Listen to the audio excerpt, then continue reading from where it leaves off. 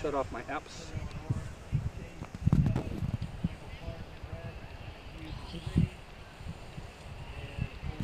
Hey everybody, my name is Jim Faulhaber from Aerial Perspective. I'm a friend of Adriana's. She wanted me to do a little tutorial just regarding drones in their future. First of all, I think they're really huge in our future. They're talking about delivering food with them, delivering medical equipment, delivering packages through Amazon, which you can Google and find out. But anyway, the model you're looking at right here is called the Phantom P3 Professional. This one right here and the Phantom P3 Advanced are the most popular units out there in the world today. And they're just an amazing unit. The way I actually see what this is doing is by the camera, what you see on the front, and that connects into my cell phone through Wi-Fi connection or light bridge, one of the two. So what I'm going to do is I'm going to start this up. My receiver's now on, and all this is looking for the connection with this right here, the drone. Turning this on. It's going to make a series of beeps to let me know that it's on. Very good. Next thing I have to do is tell my receiver and the drone where home base is, and this will be home base right here. So I'm going to go to a special app and turn it on. It's coming online now. Enter camera view so I can see what the drone's seeing. And now it's asking me to calibrate it so it knows which way is up and which way is home. So I'm going to calibrate it.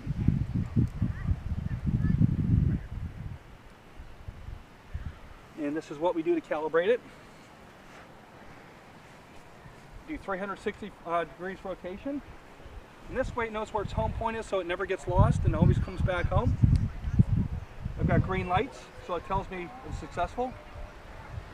And this is actually calibrating the compass.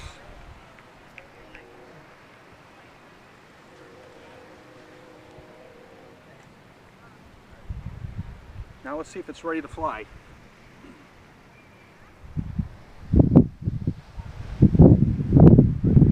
Okay, I don't know if you can see this, but here's my screen, and it shows the camera. I'm going to put the camera down, camera up. We'll take some still photographs for you, and it says safe to fly GPS. So here's what we do. I'm going to go out and fly over the surfers, and we'll go underneath this blue tent over here in just a minute. I'm going to lift it off.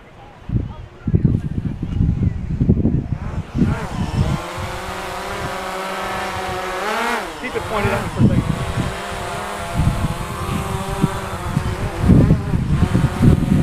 Okay. You're good. I'm just going to follow you. So right now this is in the GPS mode, and it's going to stay right there in the wind. It wants to be right there at the home base. And it's stuck in the air because of the coordinates of home base. So I can actually send it up.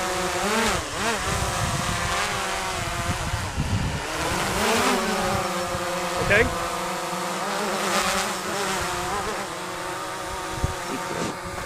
Now on the screen I've got right here, it tells me everything about the drone. I've got 81% battery. I've got full signal with Wi-Fi connection. It tells me the mode I'm in. There's my camera view. I can go into picture mode or video mode. Ready for me to fly this out over the ocean? let's do this. Okay. Keep your eyes on the drone and here we go.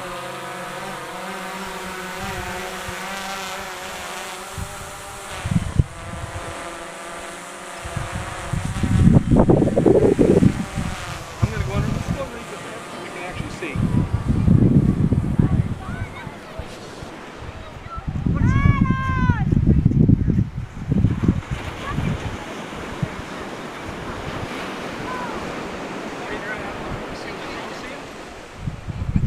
Camera. Okay, that's straight down at the water. I'm 35 feet in the air. My distance is 177 feet. Okay, the camera's straight back out. Now I'm going to bring it down. I'm right along the water line. 1 minute remaining. And you can see the surfers taking off. And I'm going to motor towards them. I'll pick up the surfer right there. Okay, he's going to go this out. He missed the wave. South Beach judges on the next. All right, I'm going to turn it to the left, face the ocean. White, Kepa Mendia will be blue. I feel like there's a lot of exposure in the picture, so with the wheel on my left finger, the right finger, I can reduce the exposure like this. 30 to seconds. compensate for the sun off the water. I'm also going to lower the camera down just a little bit more to get more sun out of the picture. Now I'm going to rotate it north with my left hand, pulling left. And there's a circle right there. I'm going to dial in him. See? And off he goes on a wave. 10 seconds. 10 seconds. I'm going to back up and try to follow him. He missed the wave. Alright, we're going to go towards the other surfers now. I think their time is Come on, Justin! And their time is up. Here we go, folks. We're moving right along. Moving Okay. along well. Would you like to see it go up the beach? Sure. Alright, you see those buildings up there? Next up, we have.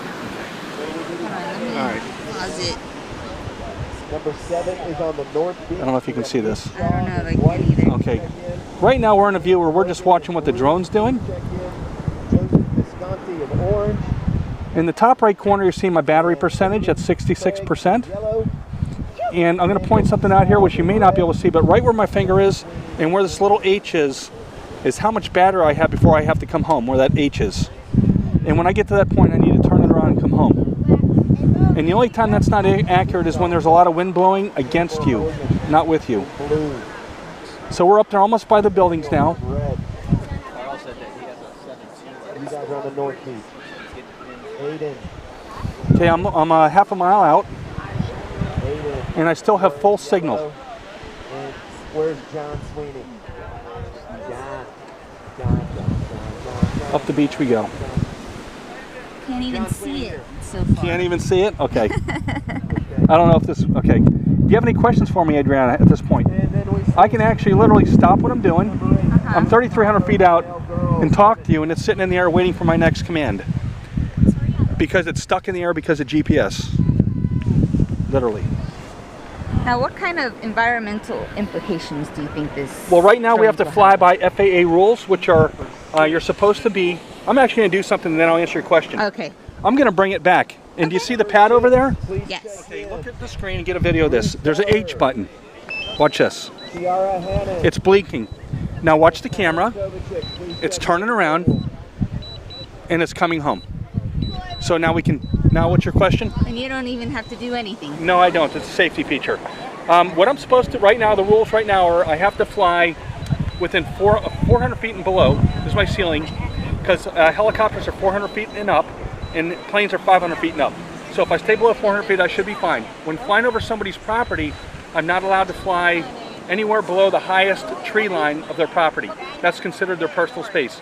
And these are actually designed where they won't even take off and start up within 5 miles of an airport. Hey, buddy. Oh. So let's go back to the screen. Right now I'm 2,200 feet out and I'm coming right down the beach. In this mode right here, because it's fixed on a home point, I have the ability to rotate the craft. And if you look in the bottom corner, Hold on. Sorry. I'm going on if this you look side. in the bottom corner, you'll see that arrow. It's going to continue on that track even when I pivot it. Now I'm going to fly sideways, but it's still coming at me. All right, now I'm about to go backwards. And if you look in the bottom left, the arrow is now facing totally opposite direction, coming backwards down the beach. I'm 152 feet in the air, and I'm going to start to lower my altitude by pulling down on the left stick. I don't want to come down too low because of people. All right, we're 800 feet out, so let's go over here to the pad, or you can stand here. It's up to you.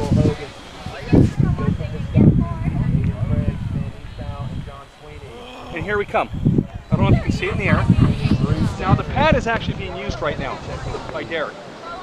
So I'm going to take control back over it when it gets overhead, so it doesn't land there. Now if you just watch what it's about to do, it's going to realize where home base is. And it's going to start to descend. I just pushed the down button so I can video. I'm falling over. No problem. And now it's trying to land. Watch out, Derek, it's gonna land. Hey, I'm gonna take over. so we're into a 5-minute red flag. Okay, now I have control of it. And it's hard to actually tell where you're at right now because it looks the same up there. You have to go by the camera. So I'm gonna back up, We're doing a 5-minute red flag. bring it down, and I'm gonna take our picture. All right?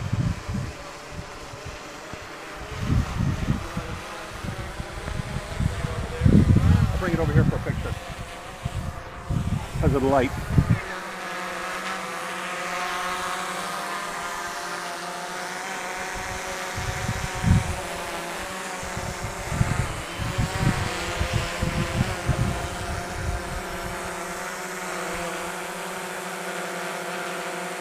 You want video? Now I'm going to pick up video.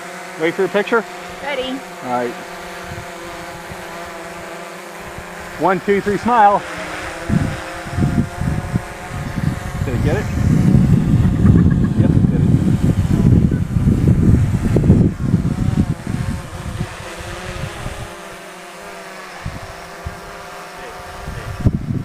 Yeah, buddy.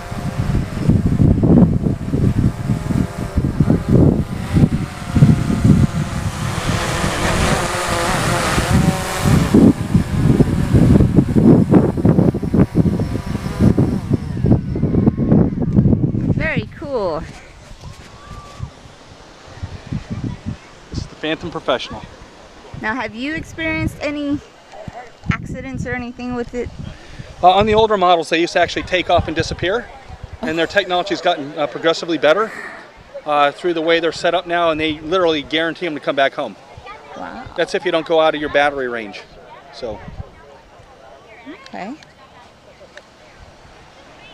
got my phone number on it just in case. Just never know. Tiara hand in here. Now, you do this as a hobby, but you're trying to break through into a... I actually do it as a business also. I started off as a hobbyist, but now I do aerial photography for stuff like this, or for homeowners, for real estate, or for golf courses or resorts, anything like that. Yacht owners that want to get some great pictures of their yacht going out the inlet, things like that. Okay. James, what do you think there's any environmental implications or concerns with the drones? I don't think so, actually. Not environmentally. Maybe bothering wild animals. Yes, I think. I don't think it's the drone's fault. I think it's the operators that abuse that and aggravate, wildlife and stuff like that. So I think that has to be taken into consideration. And yes, you're also going to have some people. I know this is not an environmental thing, but you're going to have people that are going to think that they're being spied on. But when you think about it, everybody's got a camera on their cell phone and things like that. And you can actually zoom in on a cell phone, but you can't zoom in with this. You have to bring this down to the subject. So that's just one of the issues we're going to have to deal with. I think it's just really about flying responsibly, and being considerate of others. Great. Thank you very much. You're welcome.